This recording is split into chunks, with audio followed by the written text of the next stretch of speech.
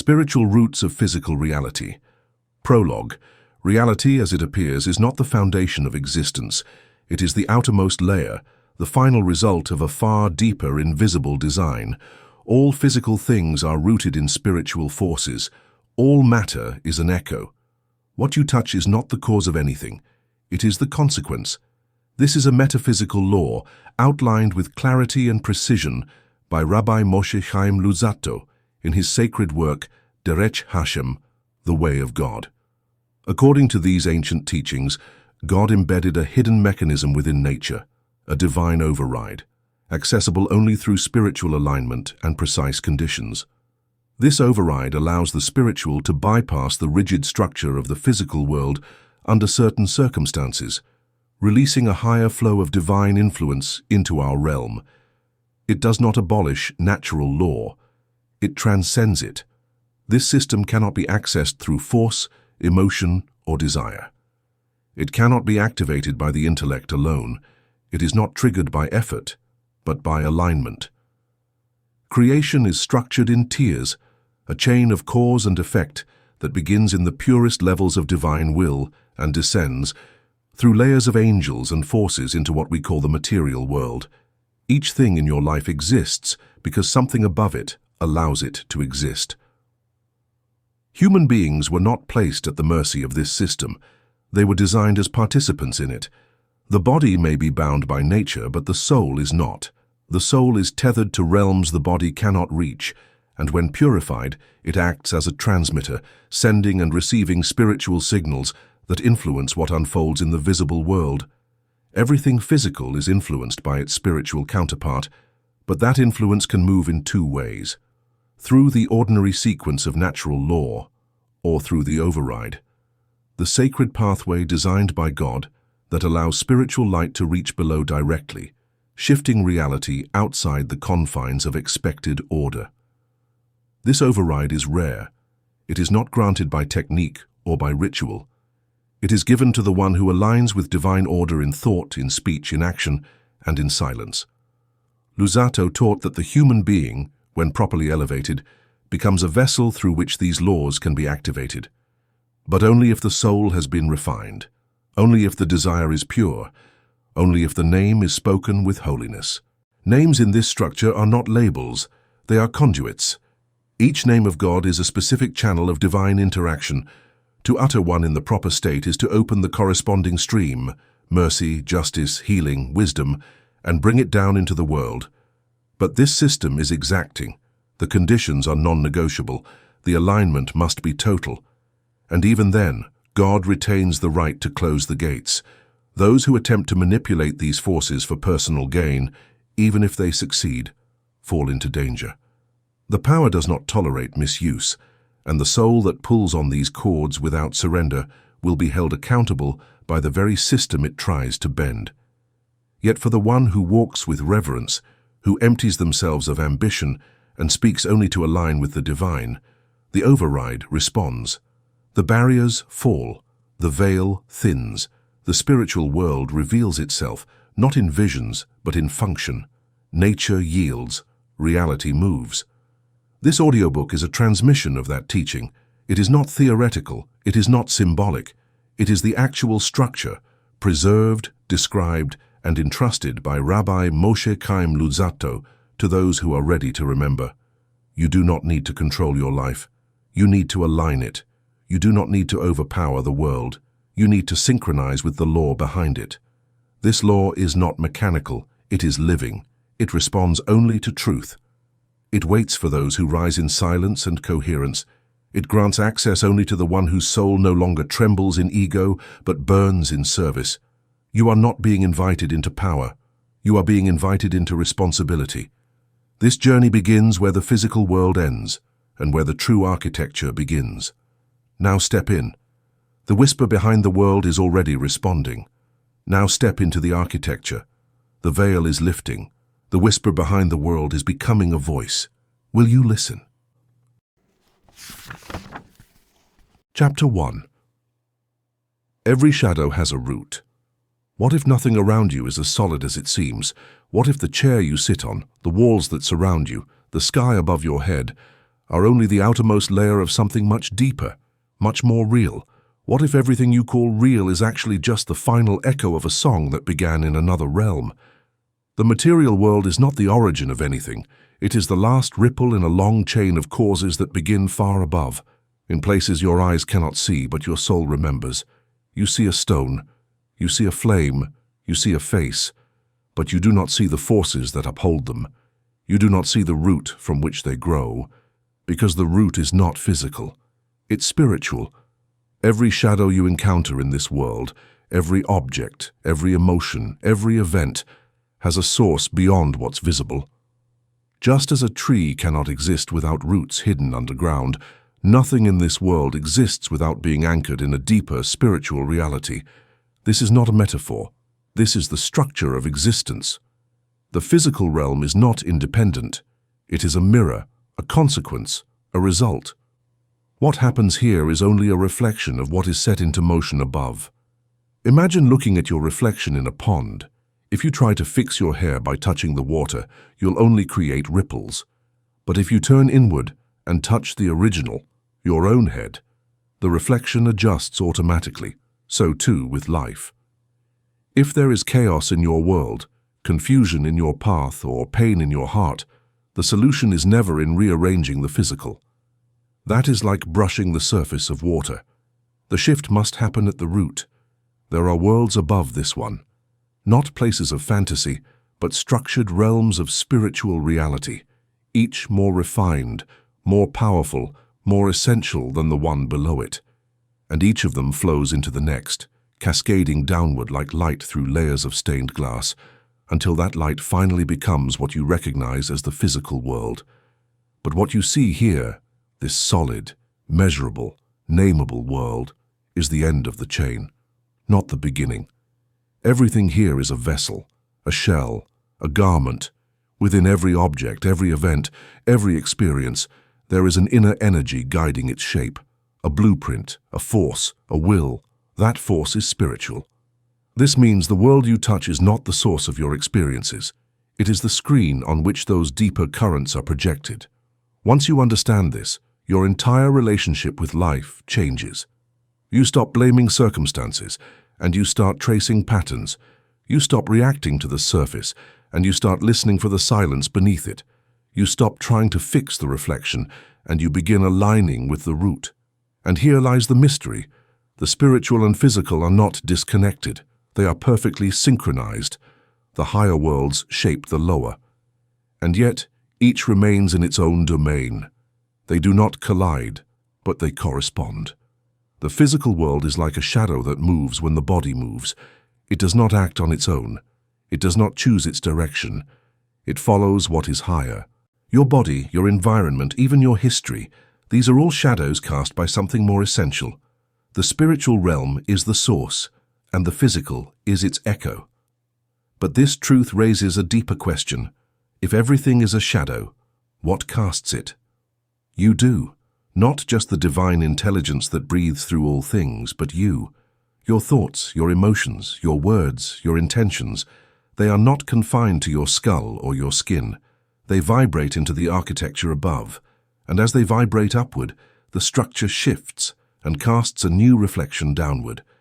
This is why there is no such thing as an isolated thought, no such thing as a meaningless word, no such thing as a neutral action. Everything you do, everything, either reinforces divine order or distorts it. So when something breaks in your world, don't just look outward. Don't just patch the symptom. Ask instead, what am I broadcasting into the system? What energy is feeding the structure above me? What inner misalignment is being reflected in outer resistance? This is not guilt. This is not blame. This is power. Because it means you're not at the mercy of randomness.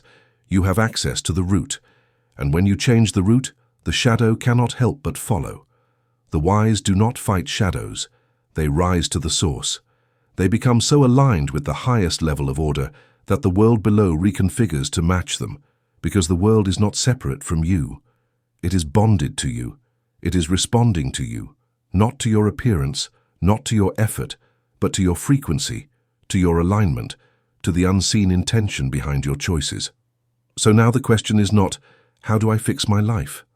The question is, what energy is casting the life I currently see, and what would happen if I aligned with a higher source? The answer is not far. It's closer than your breath. It's in the space between your thoughts. It's in the choice you make, right now, to become the root instead of the shadow. You were never meant to chase the image. You were meant to awaken the origin, and now you remember, every shadow has a root. Chapter 2. The Secret Passage in Nature. You were taught that nature is a closed system, that the world runs on fixed rules, cause and effect, action and consequence, motion and inertia, that everything must pass through time, obey gravity, and submit to limitation. And yet, miracles still happen, not the theatrical kind, the real ones. The timing is too perfect, the healing that defies diagnosis, the knowing that arrives without logic, the event that bypasses probability. Like light through an open door, you've seen them, maybe in your own life, maybe in someone else's, moments when reality folds and something higher enters, moments when the rules bend without breaking. How is that possible? Because the natural order is not the only system God put in place. There's another one. A parallel current flows beneath the surface of the known world, a hidden passage, and every now and then, someone finds it. We've been led to believe that the laws of nature are absolute, and in one sense they are, for most people, most of the time.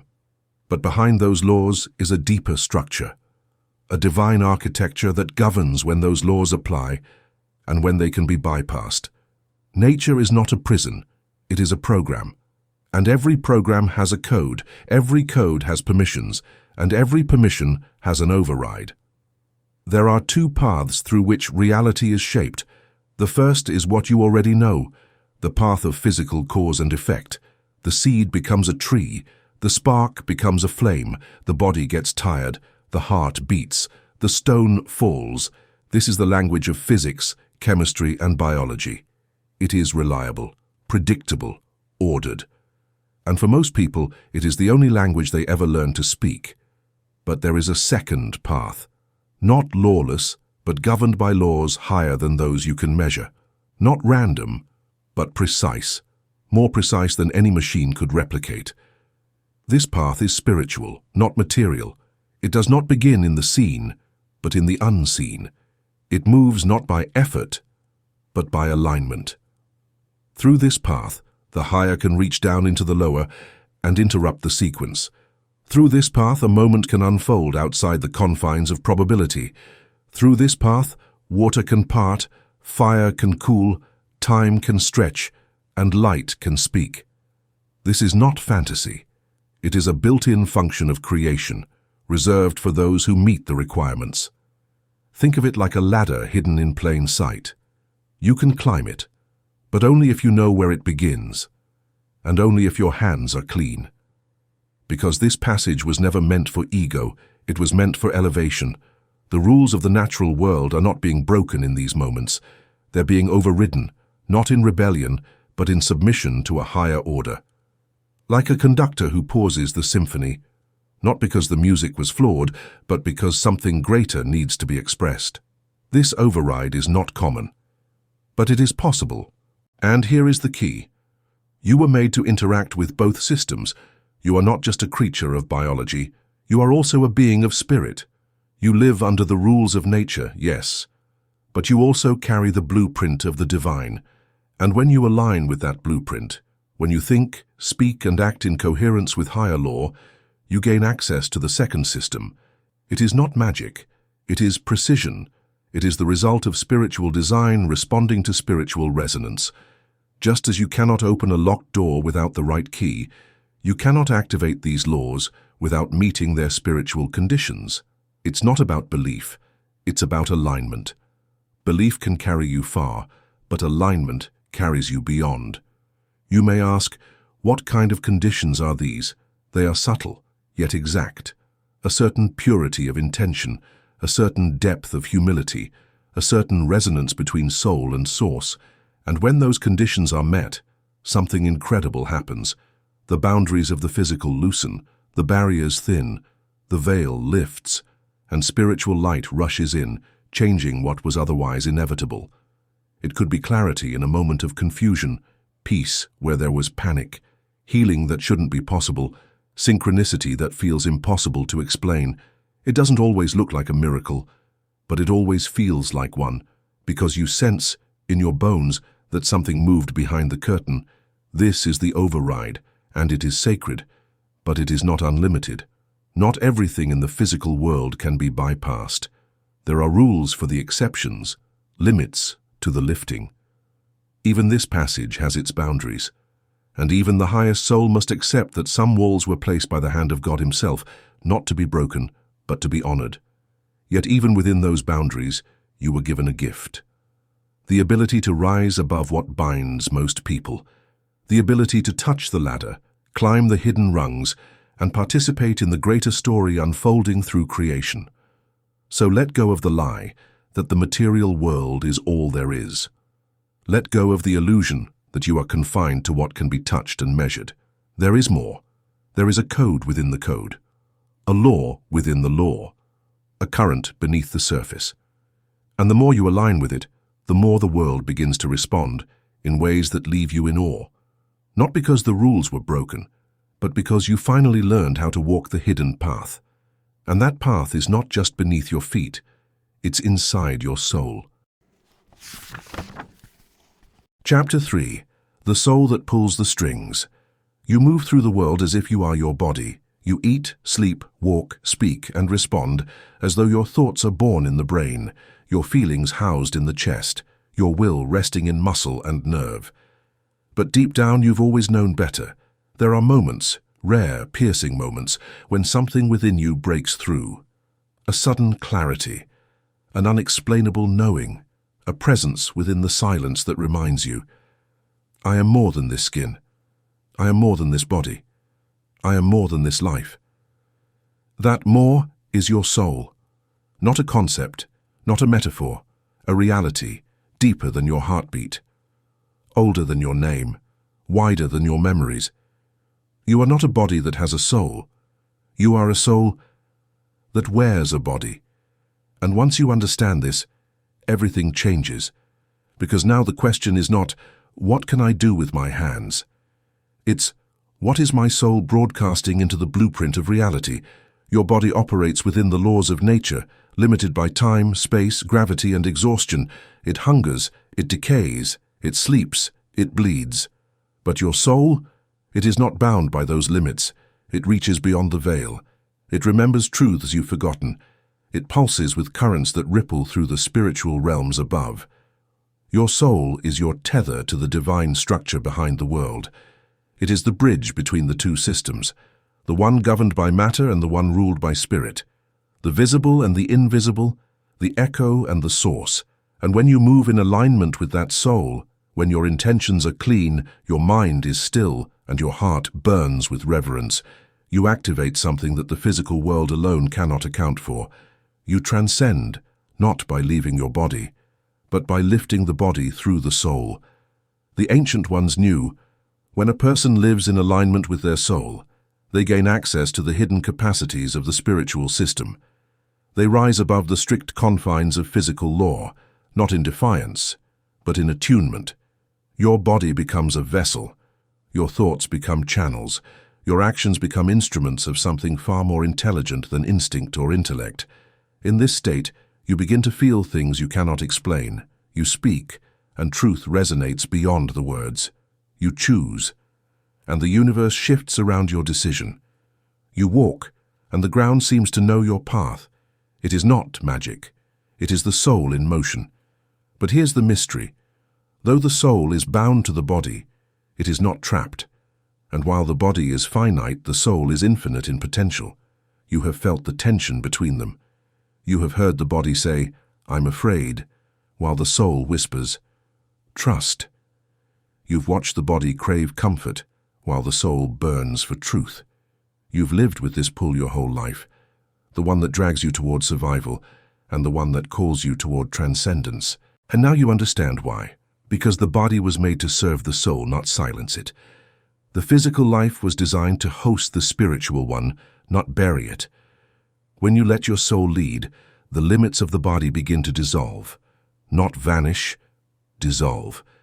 Because the world still has boundaries, and you still have a name, a breath, a gravity to respect. But in the presence of the soul, those boundaries become more like suggestions. They soften, they bend, they yield to the light inside you. This is how prophets speak beyond time. This is how sages know what they were never taught. This is how ordinary people become the channel for extraordinary moments. They don't ascend by force, they rise through resonance. They remember who they are and who they serve, and in that remembering the laws of nature rearrange, because nature does not govern the soul. It responds to it. But beware, not all attempts to rise are pure. Not all souls reach high. Some reach sideways, some reach downward, seeking power instead of presence, control instead of connection. And those souls may still touch forces, but at a cost, because only a soul aligned with divine will can rise without distortion. Only a heart surrendered can carry the fire without being consumed. This is not about escaping the body. It's about consecrating it, transforming it from a cage into a conduit. When the soul is buried, the body becomes a tomb. But when the soul awakens, the body becomes a temple, a place where the eternal dwells within the temporary, a place where light lives in bone and breath. This is who you are, not a machine of habit, not a victim of instinct, but a spiritual being cloaked in flesh, called to remember the light you carry. The question is not whether your soul can touch the spiritual forces. It already does. The question is whether you'll rise with it or resist, whether you'll listen to the whisper or keep obeying the noise, whether you'll become the one who walks the edge of two worlds, not as a stranger, but as a bridge. You were born with more than eyes. You were born with sight. You were born with more than a brain. You were born with wisdom. The soul pulls the strings, not to control life, but to conduct it, like a sacred melody waiting to be played through the instrument of your being. And when that melody flows, the world begins to sing with you. Chapter 4. The Names That Bend Reality. There are words that carry weight, not because they're loud, but because they were spoken in alignment with something higher. There are sounds that don't just describe reality, they shape it. They don't ask for permission, they awaken it. This is the mystery of the name. Not a name given for identification, but a name that reveals essence. Not a label, but a living current of divine energy, compressed into syllables. In the beginning, everything was formless, void, silent. Then a sound split the silence, and the world began to take shape. Because the blueprint of creation was not written with ink. It was spoken. Let there be light. Let there be form. Let there be time. Let there be you. These were not commands in the human sense. They were vibrations, each one a release of divine frequency into existence. Words are not weak. They are the architecture of worlds, and the greatest of them are the sacred names. Those given not by man to describe God, but given by God to describe how He interacts with His creation. Each name is a gate, a specific mode through which divine energy flows. Each has a shape, a resonance, a task. And to utter it, with awareness, humility, and alignment, is to tap into the exact stream it represents. One name opens the gates of mercy, another, the gates of judgment, another, the gates of healing, another, the revelation of a hidden truth. These names were never meant to be spoken casually. They are not for performance, not for manipulation, not for transaction. They are keys, sacred codes entrusted to the few who understand what it means to carry fire in their mouth. To speak a name is to call a force, to summon a divine attribute into visibility, not because you control it, but because you've entered its frequency. The highest of all these names is the one that was revealed through fire and the bush, not pronounced in full even now, only whispered in fragments. A name that holds the mystery of timelessness. I am that I am. To speak that name rightly is not about pronunciation. It's about posture. It's about intention. It's about coherence, because if your heart is not aligned, the name will not respond. And if it does, without your soul being prepared, the response could crush you. These names were embedded into the fabric of creation. They are written in the stars, etched into the layers of the soul, humming beneath every atom of your body. And yet, they wait. They wait for a soul clean enough to carry them, a mind quiet enough to hear them, a life pure enough to channel their light without distortion. When the ancients invoked these names, mountains trembled, storms paused, wisdom flowed, the impossible bent into form, not because of magic, but because the speaker had become a vessel emptied of self. The power wasn't in the lips, it was in the purity of the one who spoke, and even then the name did not always answer. Because the name is not a machine, it is not a code to be hacked. It is a presence, a will, a flame that chooses where it rests. This is why some prayers echo in silence, and others, spoken with less beauty but more sincerity, move heaven. Because the name does not respond to the theater, it responds to truth. So now, understand, your words are not decorations, they are forces, and every time you speak, you move the world. Not all speech bends reality, but all speech affects it. Some sow disorder, some sow harmony, some echo fear, some release light. But there are moments, rare, trembling moments, when a soul becomes so aligned, so emptied of its own noise, that the name answers. In that moment, something eternal touches the earth, the boundary thins, the veil lifts, and the world bends, not in rebellion, but in obedience to a higher order. This is not superstition, it is sacred technology. It is not reserved for the elite, but it is reserved for the aligned. You don't need to be perfect, you need to be sincere. You don't need to know every vowel and syllable. You need to speak with a heart stripped of performance. When the name is called rightly, not just uttered but embodied, something answers. Not in thunder, not always in spectacle, but in the realignment of what was previously stuck, in the sudden knowing of what was hidden, in the movement of something behind the scenes that you can feel but not explain. This is the fire in the breath. This is the word before words. This is the name that bends reality, and it lives not just in scrolls or sanctuaries. It lives in you, waiting to be awakened. So guard your words, honor your silence, and when you are ready, when your life becomes a vessel of truth, speak and listen. The world does not change because you want it to. It changes because your voice has found its way back to the name. Chapter 5. The Angels Who Respond to Your Voice. There is more in this world than you can see, more than form, more than substance, more than the pulse of the human heart and the rhythm of the tides.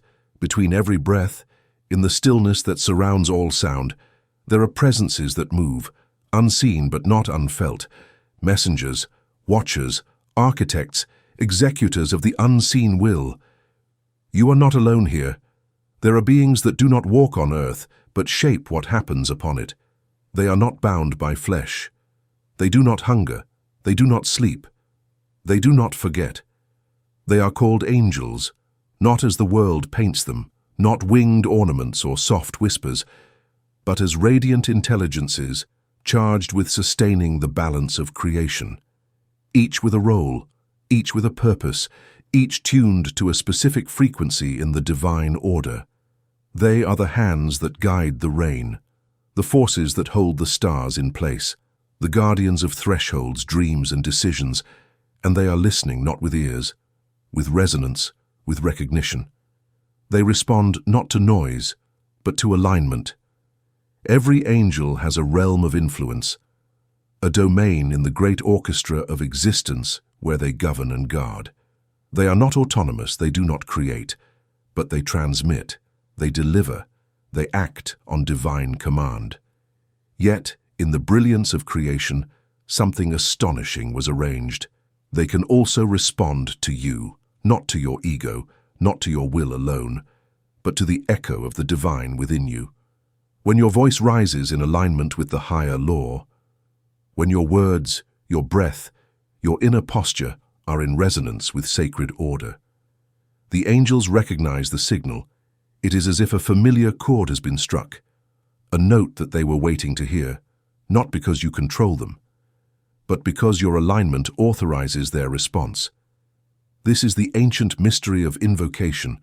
When a soul reaches a certain frequency of purity and the proper divine name is spoken with reverence and precision, angels are stirred into action, not chaotically, not manipulatively, but as part of the structure, the great symphony. You do not command angels, you awaken their task. There are those who knew this. Who could call rain in the desert? Who could silence storms? Who could heal with a whisper, not because of their own power, but because they had emptied themselves of all personal agenda. Their voice no longer carried them. It carried the truth. And when truth speaks, the angels move. But here is what few understand. These beings, though higher than us in form, do not possess free will in the same way. They do not fall into confusion. They do not choose rebellion. They exist to serve, and they rejoice in it. And so when a human soul, a soul wrapped in weakness, distraction, ego, and confusion, pierces through all of that to utter a word of light, the angels listen. Because in that moment, the human rises above what even angels can do, choosing divinity not by nature, but by desire. And desire, holy desire, has power the stars cannot resist. There are names, ancient and radiant, that awaken specific angels to specific tasks. These names are not incantations.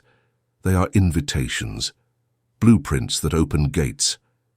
When uttered with the proper heart in the proper moment, they do not force a response. They unlock one. But beware, to speak what you do not understand, to call what you are not prepared to receive, is to invite a fire into your life you may not be able to contain. The system is precise, exact, unforgiving of arrogance, but generous to the humble, because it was never designed to reward ambition, only alignment. This is why many invoke but are not answered. Why do some speak the words, but the heavens remain silent? Because the angels do not respond to sound, they respond to vibration. They respond to coherence, and the heart must match the word. But if it does, if your life and your voice become one, if the name you speak is not just on your tongue, but engraved in your actions, then something rare unfolds. The boundaries begin to thin. The world moves with you, not against you. And those unseen forces that uphold the universe, they bend toward your voice, not because you demanded it, because you remembered how to speak from your origin. This is the mystery of the angelic response. It is not mythology, it is mechanics, sacred, holy, divinely guarded mechanics. And once in a while, when a soul becomes the instrument of heaven, when humility replaces hunger, when love becomes law, the angels respond, not because they must, because they recognize something in you that sounds like home. And in that moment, the world listens too. Chapter 6. The sacred line between light and fire. There is a line, invisible to most, felt only by the few who dare to approach it, a line between invocation and violation, between sacred light and consuming fire. Not everything that can be touched should be. Not every force that can be summoned should be awakened, because even light, when mishandled, becomes fire, and the higher you rise, the more precise the balance must be. Spiritual power is not a toy. It is not a decoration for the ego. It is not a shortcut to pleasure, praise, or control. It is a current, alive, intelligent, holy. And it does not tolerate manipulation. You've heard stories of those who could heal with a word, of those who bent the winds, stopped the sun, and divided seas, of those who touched the structure of creation and rewrote its rules. But what you haven't been told is what it cost them.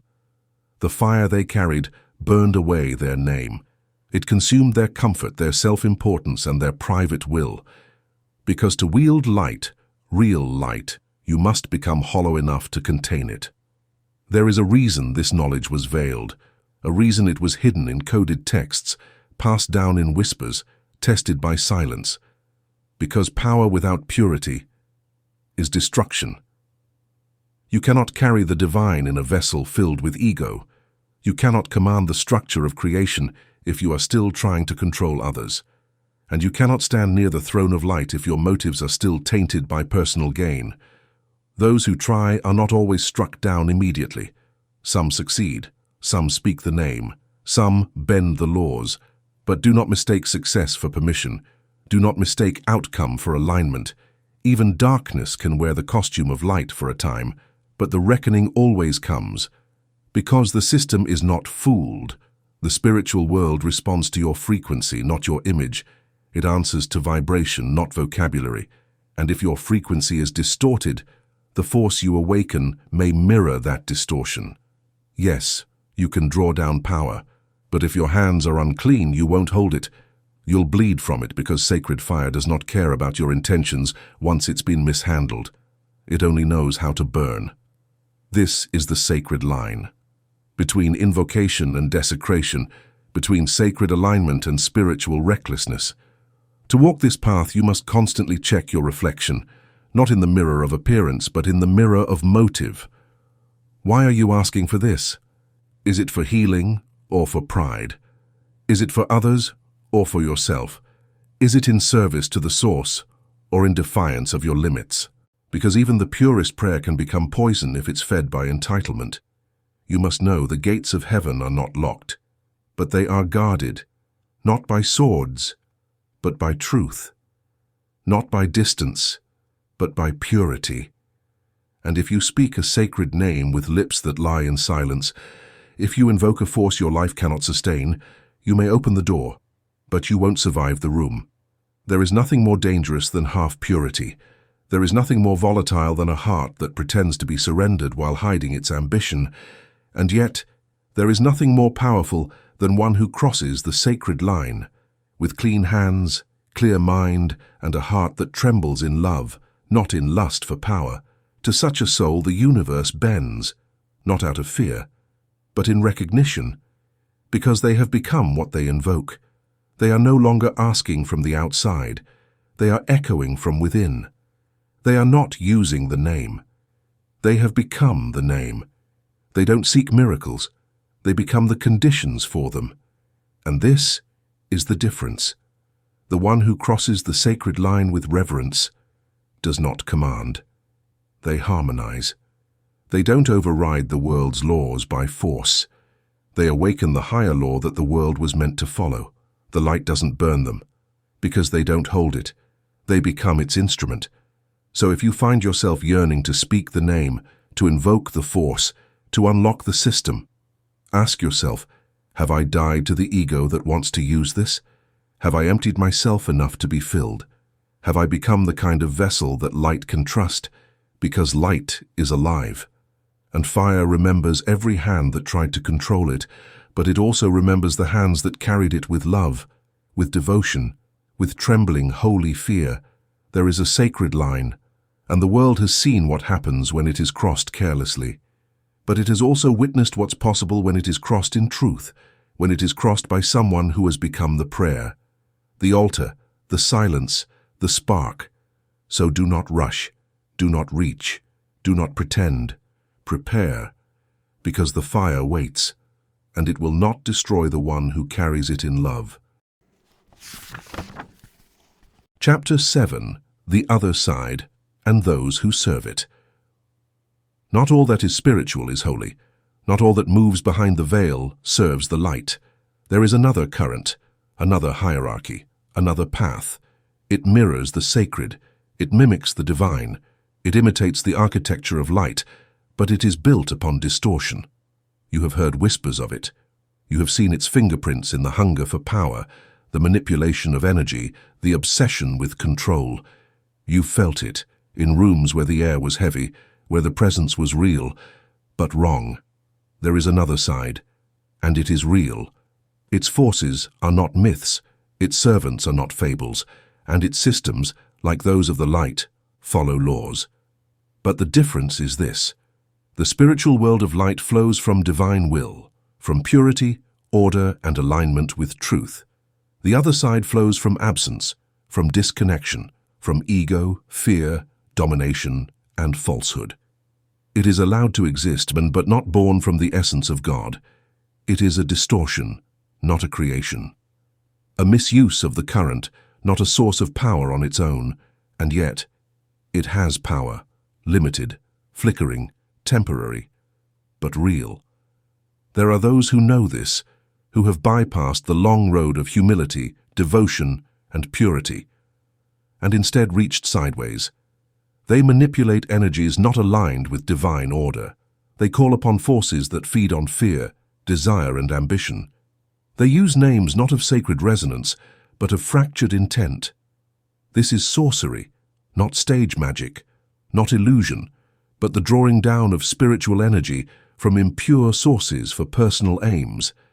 And it works, sometimes, because the system of creation includes freedom. And within freedom, even the dark may move, for a time. But here's what you must know, that power does not flow from above. It does not carry the light of origin. It cannot create, only corrupt. It cannot sustain, only consume. Those who align with it may gain influence. They may achieve outcomes. They may impress the world, but they pay, because what they call upon calls back, and the same force that answers them feeds on them. It's not a transaction, it's a tether, and once you open that current, it wraps itself around you. It doesn't ask for loyalty, it takes it. It begins with small compromises, a harmless ritual, an innocent word, a gesture born of curiosity. But soon it becomes an appetite, then dependency, then bondage, and the soul, that divine spark meant to rise, finds itself dimmed, confused, lost in a labyrinth of influence that once promised power, but now demands obedience. This is not mythology. This is a metaphysical law. Because just as there are angels of healing, there are forces of distortion. Just as there are names that carry mercy, there are names that stir chaos. And the human being, bearer of choice, image of the infinite, stands in the middle, with the terrifying and sacred freedom to choose which current to serve. But know this, the other side is always weaker. Always, because it does not contain true light, only reflections of it. It is parasitic, not generative. It must twist what is already holy to function at all, and while it may promise shortcuts, it cannot offer peace, because peace comes only from alignment with your source, from harmony with the truth of your being. The false systems may grant influence, but they cannot grant coherence. They may offer sensation, but they cannot offer stillness.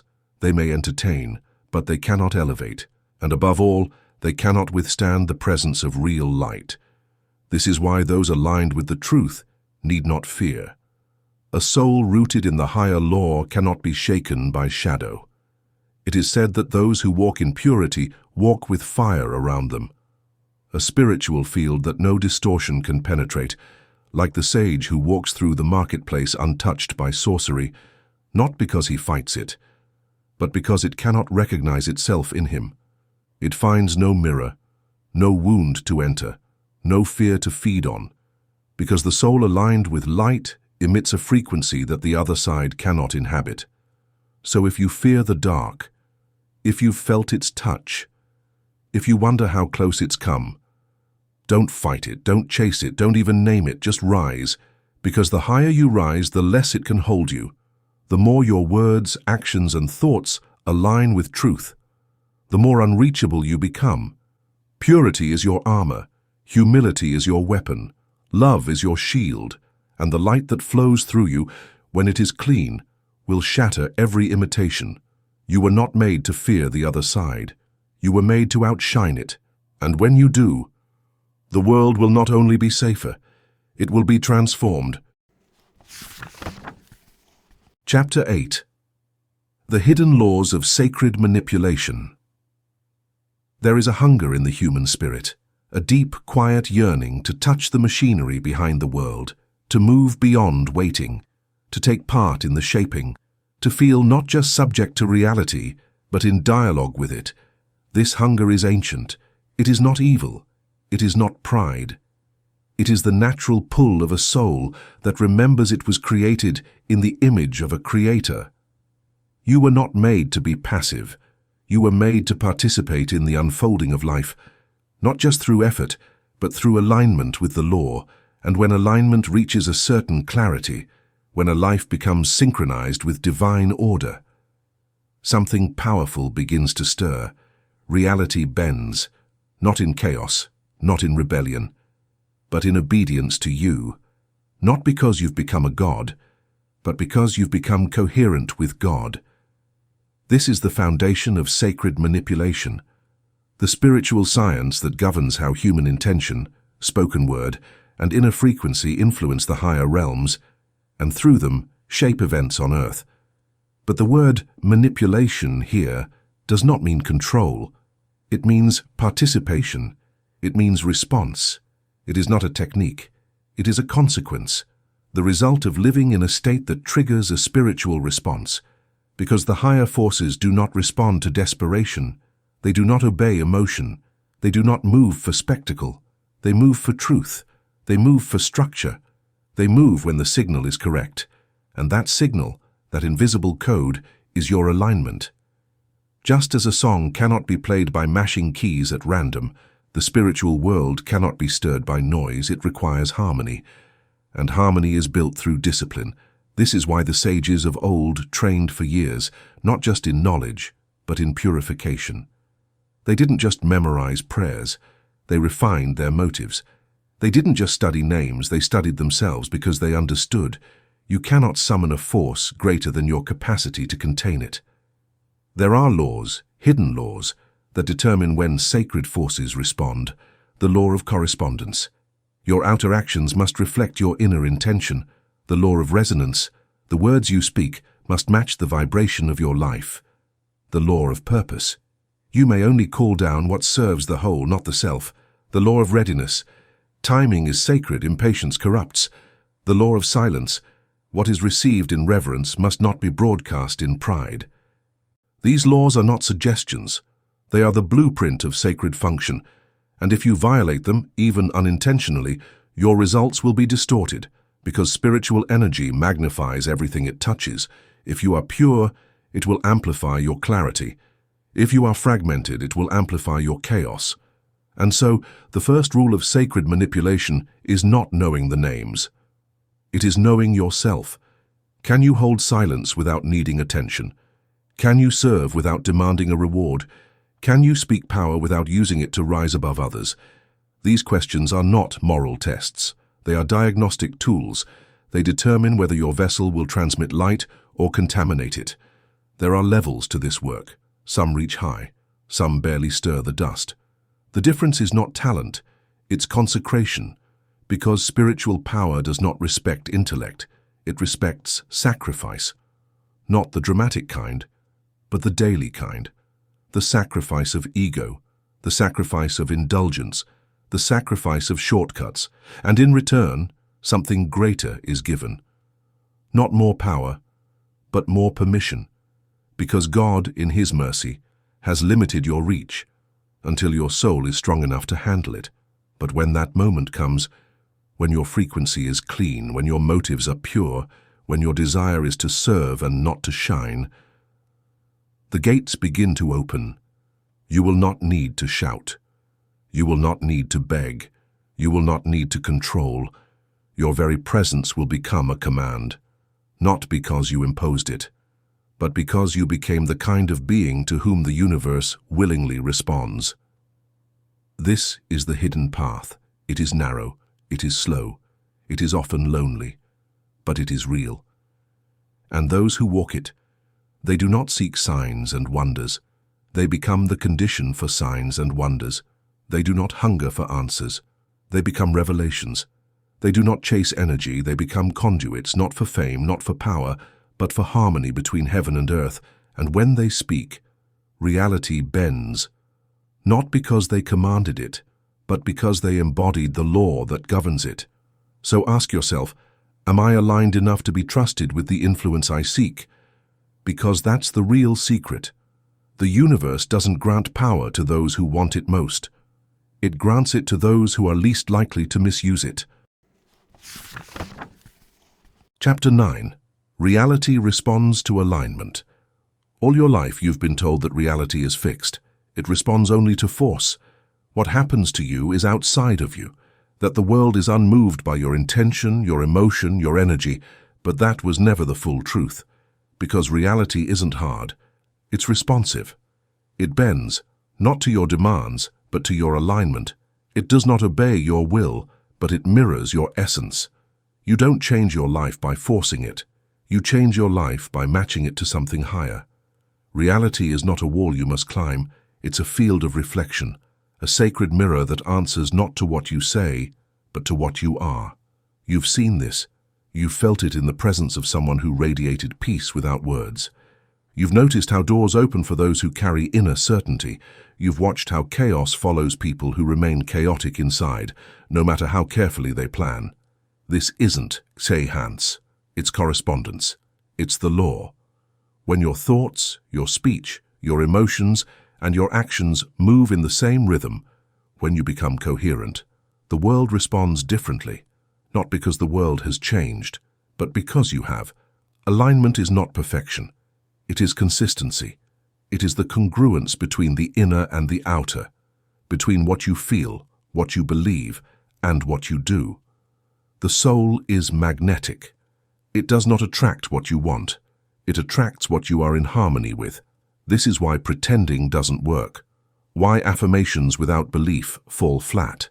Why rituals without integrity are empty. Because the universe isn't listening to your words. It's listening to your vibration. When your life says one thing and your soul says another, reality waits. It holds back. Not out of punishment, but out of mercy.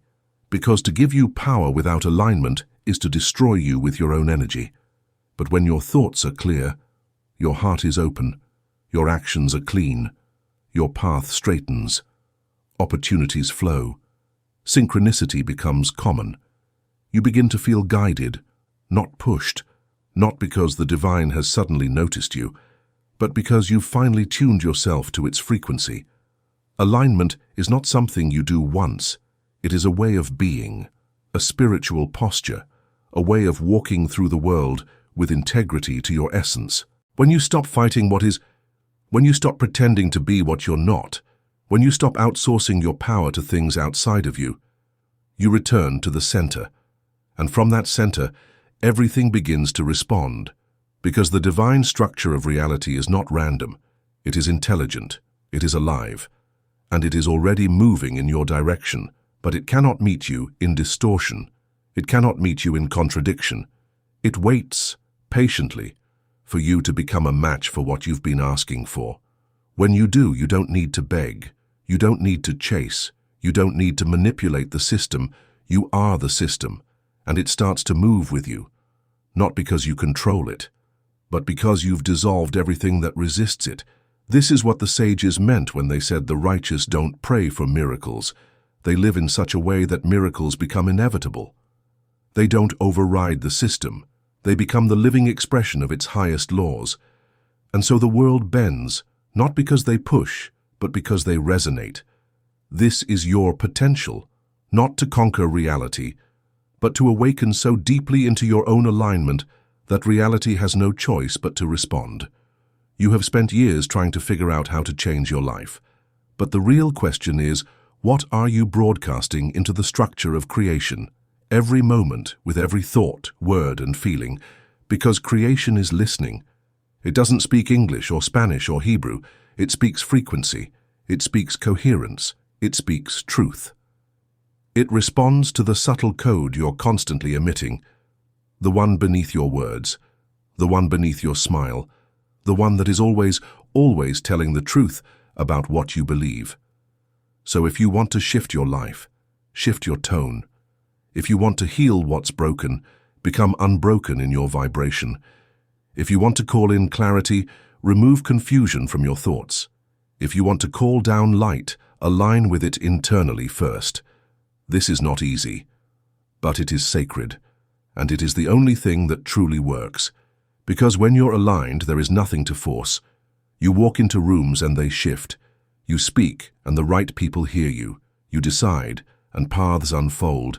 And it's not magic, it's alignment. Alignment is the true source of authority in this world. Not titles, not credentials, not rituals, but alignment with the higher law.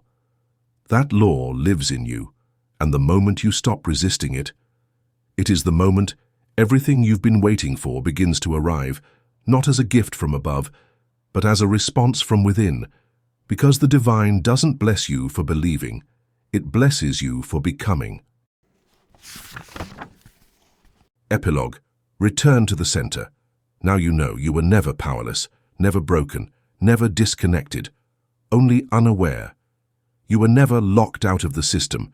You are the system, a living conduit, a spark of the intelligence that breathes galaxies and sings through stars. You've wandered through the shadows of matter, thinking the edge was the center, that the echo was the origin, that the rules of the physical world were all there was. But something ancient in you always remembered, something deep beneath the noise always knew, there is more, and you came here to find it. This journey has never been about learning how to manipulate. It has always been about learning how to align, because power without purity is just noise, and intention without coherence is just static. But when your soul remembers its place in the design, when your mind, your body, your voice, your silence all begin to vibrate as one, the veil lifts, and what once felt impossible becomes inevitable, not through force, through frequency. You don't need to beg heaven for answers. You don't need to shout to be heard by the structure behind the world. Heaven is not distant. It's coded into your being. The names of God are not far. They are buried in your breath, waiting to be spoken from a place of truth. The angels are not locked in inaccessible realms. They are listening, but only for the voice that sounds like the source they serve. You don't become heard by being louder. You become heard by becoming clearer. You don't become powerful by becoming more aggressive. You become powerful by becoming more aligned. The spiritual architecture of reality does not yield to ego. It yields to resonance, to a life that vibrates so purely, so simply, so honestly, that heaven recognizes itself in you. You are not separate from this design. Your thoughts are signals, your emotions are currents, your words are vibrations that either lock you into illusion or release you into truth. And every moment is a chance to choose again, to speak from the soul instead of the fear, to move from the root instead of the reaction, to act from alignment instead of ambition. This is the true sacred art, not the performance of rituals, but the embodiment of law, not the recitation of formulas, but the consecration of your life. And now, you return to the world, not as a seeker of light, but as a vessel of it, not as a victim of fate, but as one who dances in harmony with the divine rhythm, not as someone waiting for miracles, but as someone who has become the condition for them. This is your center, and when you live from the center, the world responds. Not always with what you expect, but always with what your soul has called in. The trials become initiations, the delays become refinements, the silence becomes instruction, and even when nothing seems to move on the outside, the inside remains radiant, alive, unshaken, because alignment brings you into a deeper kind of knowing, the kind that no circumstance can erase, the kind that makes you a force of order in a disordered world, and from that place, you speak less, but your words carry weight. You ask for less, but your presence draws what matters. You fear less, because fear cannot survive in the presence of coherence. You have walked through the architecture behind reality. You have remembered the names, the laws, the line, the light. You have seen what is possible for the soul that is willing to be empty of everything except truth. And now, you return to the center, not to wait, but to become. Become the quiet that carries power. Become the word that shifts patterns. Become the mirror that reflects only love. Become the tone that reminds the world what God sounds like. You were never meant to live at the edges. You were meant to burn from the core, with clarity, with grace, with sacred fire. And when you do, the world cannot help but bend, not in fear, but in recognition. So walk now, not with arrogance, but with remembrance, not with haste, but with holy awareness, not to control one, but to resonate, because when you live from your center, the universe responds.